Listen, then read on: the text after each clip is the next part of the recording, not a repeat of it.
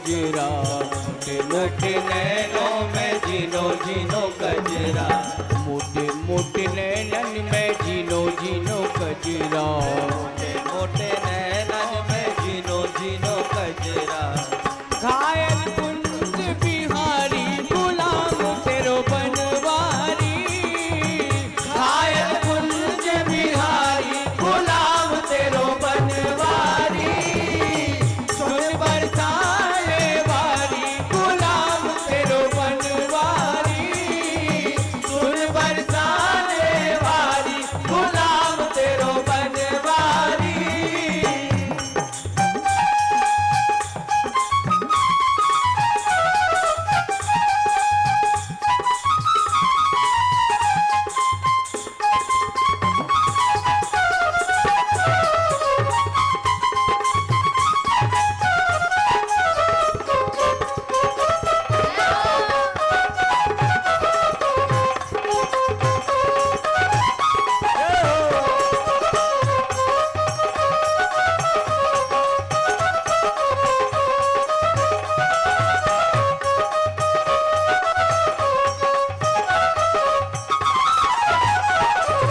कदम की डाली पे झूला डरे हैं, कदम की डाली पे झूला डरे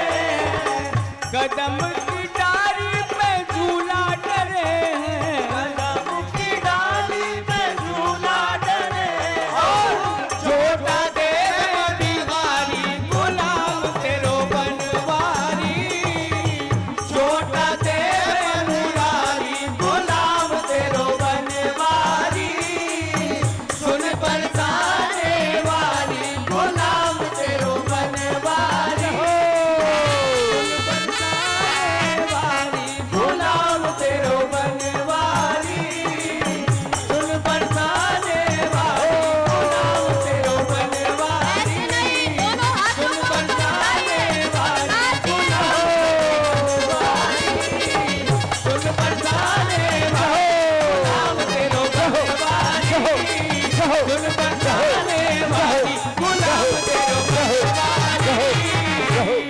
बोले वृंदावन बिहारी लाल की जय हो, जय जय श्री राधे।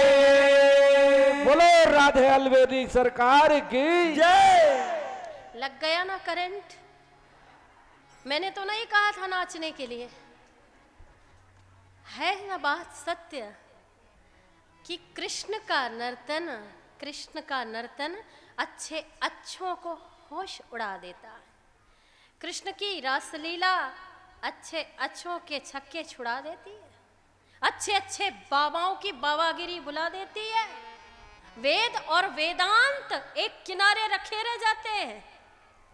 गए थे निर्गुण ब्रह्म की समाधि में और जैसे ही सुना इतना सुंदर है, फौरन आंख खुल गई। लेकिन अगले ही पल मन में सोचा, होगा सुंदर अपने लिए, हम बाबाओं को क्या लेना देना। अरे बाबा लोग बाहरी सुंदरता से मतलब नहीं रखते हैं, होगा इतना सुंदर, लेकिन हमारे लिए थोड़ी। फिर से आंखें बंद कर ली। शिष्य वापस आए। वेदव्यास जी ने पूछा, क्यों, क्या हुआ? बोले हाँ, हमने श्लोक गाए। थोड़ी देर को आंख खोली, लेकिन फिर आंख बंद कर ली। बोले शाबाश, उंगली पकड़ ली, अब कोचा पकड़ना बाकी है।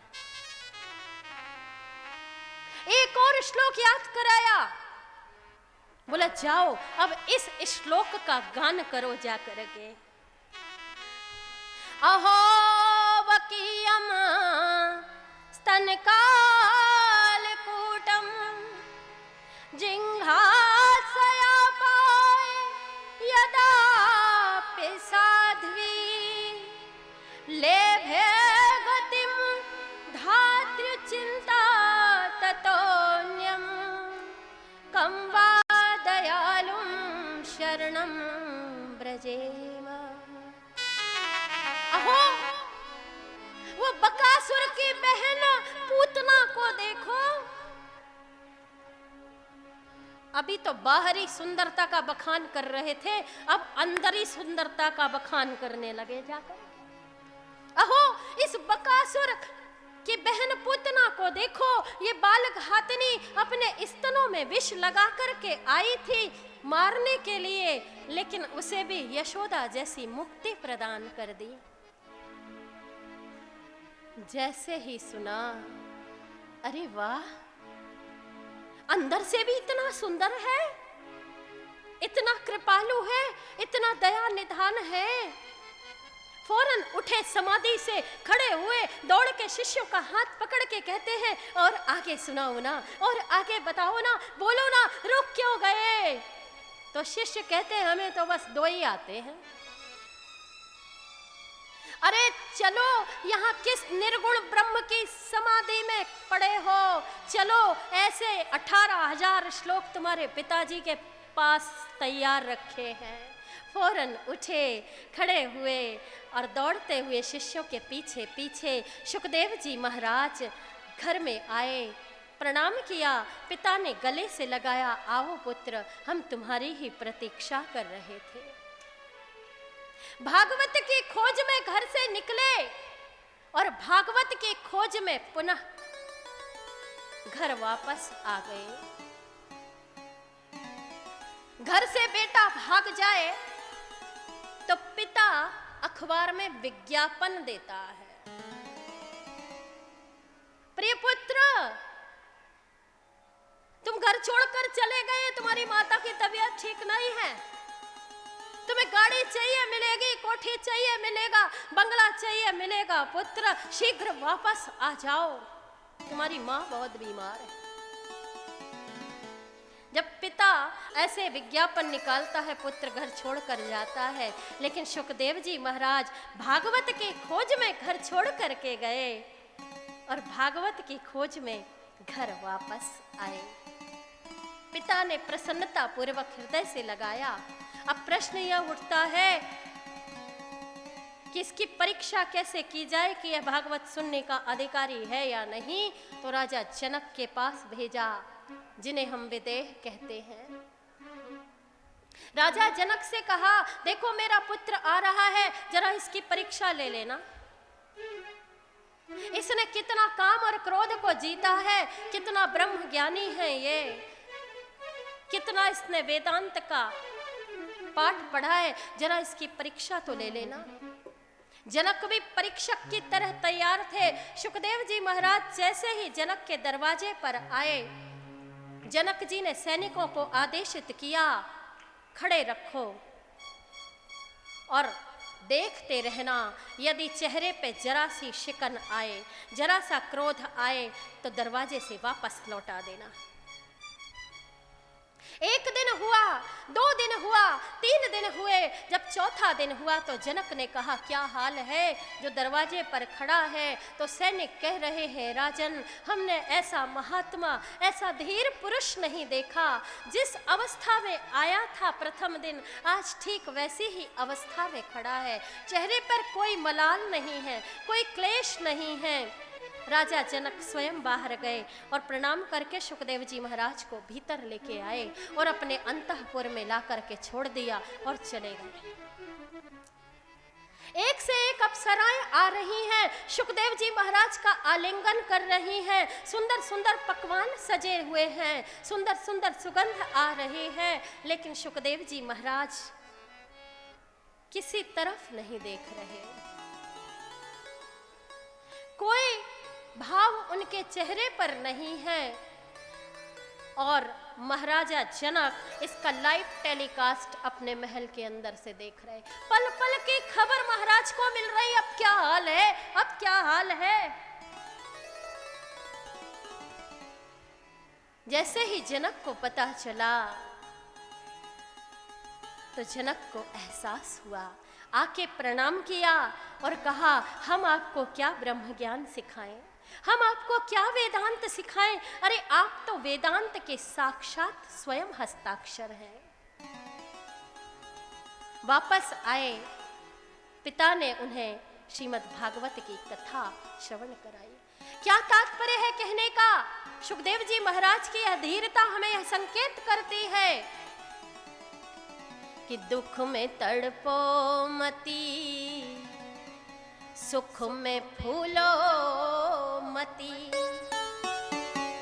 दुख में तड़पो मती, सुख में फूलो मती, प्राण जाए मगर नाम भूलो मती। मुरली वाले को मन से रिझाते चलो, कृष्ण गोविंद गोपाल गाते चलो, कृष्ण गोविंद गोपाल गाते चलो, कृष्ण गोविंद गोपाल गाते चलो, कृष्ण गोविंद गोपाल गाते चलो। याद आएगी उनको कभी ना कभी, कृष्ण दर्शन तो देंगे कभी ना कभी। ऐसा विश्वास मन में जगाते चलो, कृष्ण गोविंद गोपाल गाते चलो, कृष्ण गोविंद गोपाल गाते चलो। बस केवल भगवान का नाम गाते चलो। सुखदेव जी महाराज ने 3 बार भागवत सुनी। महर्षि वेदव्यास ने 3 बार भागवत सुनाई सुखदेव जी महाराज को, और फिर पूछा पुत्र याद हो गई? तो बोले याद तो हो गई, लेकिन अभी तक रोम रोम में नहीं भिदी। फिर सुनाई, बोले अभी याद हो गई? बोले हाँ, अभी स्वभाव तक नहीं आई। तो वेदव्यास जी ने कहा तुम एक काम करो, कथा सुनो नहीं, कथा सुनाओ। बोलो जय श्री कृष्ण। जय श्री कृष्ण। सुखदेव जी महाराज ने भागवत की कथा श्रवण की और पुनः ब्रह्म की समाधि में चले गए। पहले निर्गुण ब्रह्म की समाधि में गए थे, अब श्री कृष्ण की समाधि में चले गए। यहां सूत जी महाराज से प्रश्न कर रहे हैं शौनकादि ऋषि कि मुझे एक बात बताएं, जब इन्होंने भागवत सुनी और भागवत सुन के पुनः ये समाधि में चले गए, तो राजा परीक्षित को कैसे कथा सुनाई? और हमें जरा परीक्षित के बारे में बताएं। निश्चित रूप से परीक्षित के बारे में जानना बहुत जरूरी है, क्योंकि परीक्षित के जन्म की कथा से ही कृष्ण की कथा का उदय होता है। थोड़ी देर के लिए हमें इसके लिए महाभारत काल में जाना पड़ेगा। महाभारत का अंतिम युद्ध चल रहा है। दुर्योधन घायल हो गया है। कौरवों की सेना में मात्र 3 लोग बचे हैं। दुर्योधन तो घायल पड़ा है, अंतिम श्वास गिन रहा है। कृतवर्मा, कृपाचार्य और अश्वत्थामा।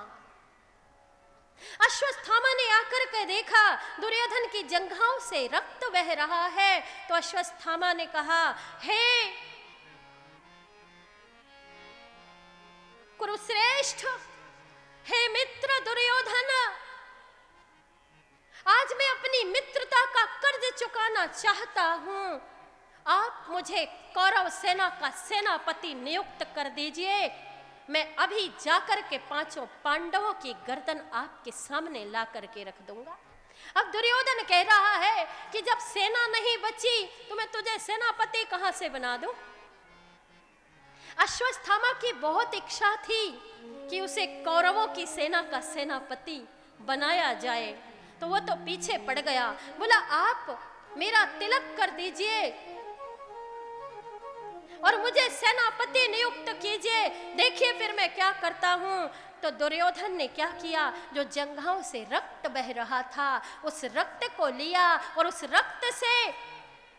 रक्त का तिलक कर दिया अश्वत्थामा को और सेनापति नियुक्त कर दिया। जाओ मित्र, मैं तुम्हें कौरव सेना का सेनापति बनाता हूं। अब सोचो जरा, एक ब्राह्मण और वो भी एक दुष्ट क्षत्रिय का रक्त अपने माथे में लगा ले।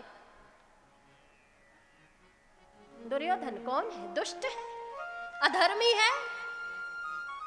अरे क्षत्रियों का जन्म हुआ है धर्म की रक्षा के लिए। ये हमारे संस्कृति कहती है, ये हमारा इतिहास कहता है, ये हमारे पूर्वज कहते हैं, हमारे ऋषि मुनि कहते हैं कि क्षत्रिय का जन्म होता है धर्म की रक्षा के लिए। लेकिन जो अधर्म करे वो क्षत्रिय। दुर्योधन अधर्म के रास्ते पर चल रहा है और उस अधर्मी क्षत्रिय का रक्त ब्राह्मण अपने मस्तक पर लगा ले तो ब्राह्मण की तो बुद्धि भ्रष्ट होनी ही है। बोलो जय श्री कृष्ण। जय श्री कृष्ण। चला अश्वत्थामा कृपाचार्य पांडवों के शिविर में। पांडवों की सेना शांतिपूर्वक थकी हुई थी तो विश्राम कर रही थी। ये चले हैं पांडवों के गर्दन काटने के लिए और यहाँ पांडवों के शिविर में पांडव तो सो रहे हैं लेकिन मेरे गोविंद पहरा दे रहे हैं।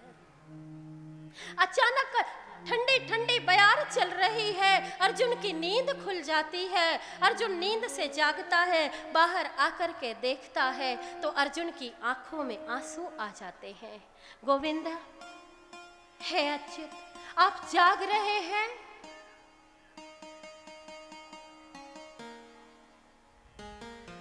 तो भगवान कह रहे हैं अर्जुन तुम्हें नींद कैसे आ रही है?